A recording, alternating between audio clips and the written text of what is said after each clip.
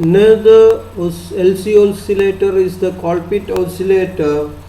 The American engineer Edwin H. Colpit in 1918 designed a new LC oscillator which is called the Colpit oscillator, which can produce a frequency from 10 kHz to 100 MHz. The circuit diagram of a Colpit oscillator is given here. You can see that it consisting of a transistor. It is usually BC107, and the resistances R1, R2 and RE forms the biasing and stabilization network. Here the resistance, collector resistance RC is replaced by a radio frequency choke, which permits an easy flow of direct current, but at the same time it offers very high impedance to the high frequency currents. So that if we take output across this RF choke coil, we will get an amplified output, and it offers a low power reactance or resistance path to the DC currents. And the tank circuit here actually contains an inductance coil L and a potential divider formed by the two capacitances C1 and C2. The voltage across the output appears across the capacitance C2, and the voltage across C2 appears as the feedback voltage in the circuit. And there is a capacitor C in the connected here to have the DC isolation of the tank circuit from the biasing voltages. So now let's see the working of this circuit. When the VCC is turned on, the DC current through RF choke coil passes very easily, and it charges the capacitor C1, and the capacitor C1 is charged to the maximum value. It starts to discharge through the L, and this C1L forms the tank circuit. But this actual effect is the parallel combination of this C1 and C2. So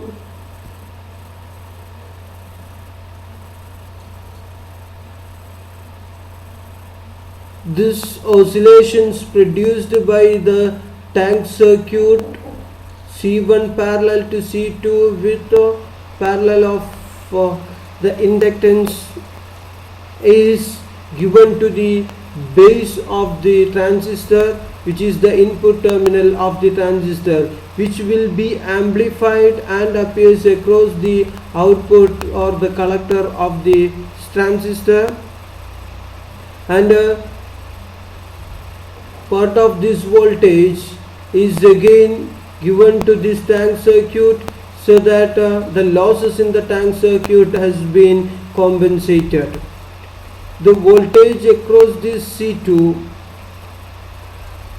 is actually appears across the base terminal or the base emitter terminal, and which acts as the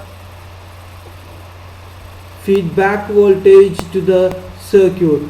So we know that the necessary things for sustained oscillations in a circuit is to have a positive feedback, and there should be some energy applied in order to overcome in order to compensate the losses in the tank circuit.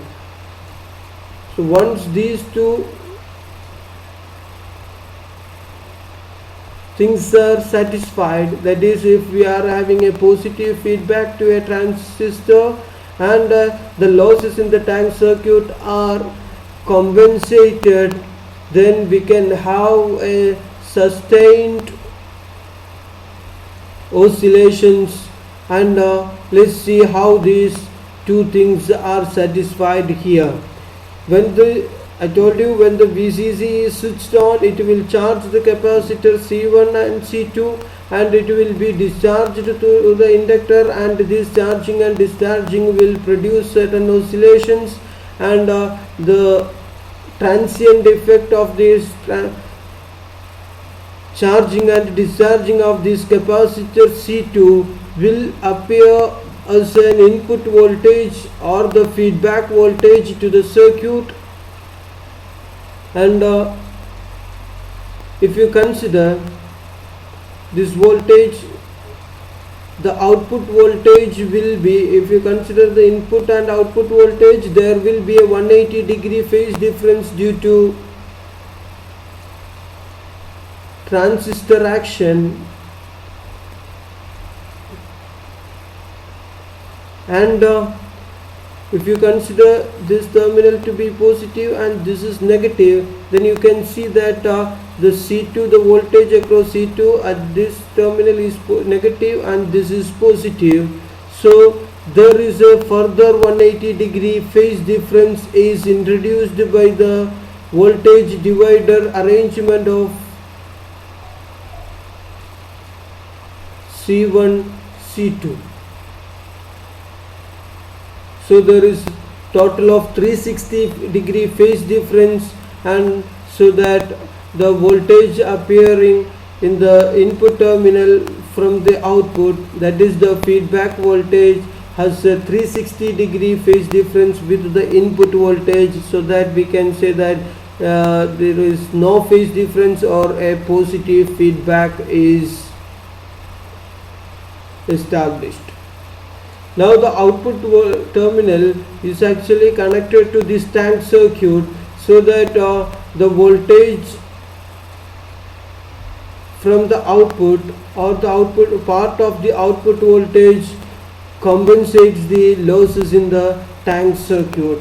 So this condition is also fulfilled here. So we can say that this circuit provides a sustained oscillations, or it serves as an oscillator. Now if you consider this parallel combination of the capacitances C1 and C2, you can see that the output voltage appears across C1 that I told you earlier. So if you look here, the volt across C1, the output is directly connected to C1 and the ground. So the voltage across C1 is nothing but the output voltage, and we can have, first we are having a ground here, then C1, then we can have positive is here a inductance coil, so here also positive and here is negative, then which is connected to the capacitor C2. So here it is positive and here the other end is negative, actually that is the ground. So that voltage across C2 is actually appearing across this input terminal, so it is the VF here. So the voltage across C2 is the feedback voltage, and voltage across C1 is the output voltage V out. Now if we calculate the feedback fraction, in this case beta is equal to, or in the previous lectures we have used the voltage fraction MV, feedback fraction MV is equal to VF divided by V out, which is equal to XC2 divided by XC1,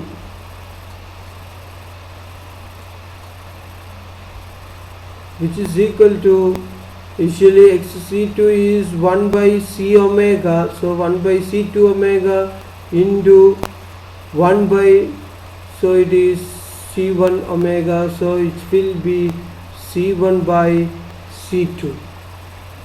So in the case of a Colpitts oscillator, the feedback fraction is given by C1 C2.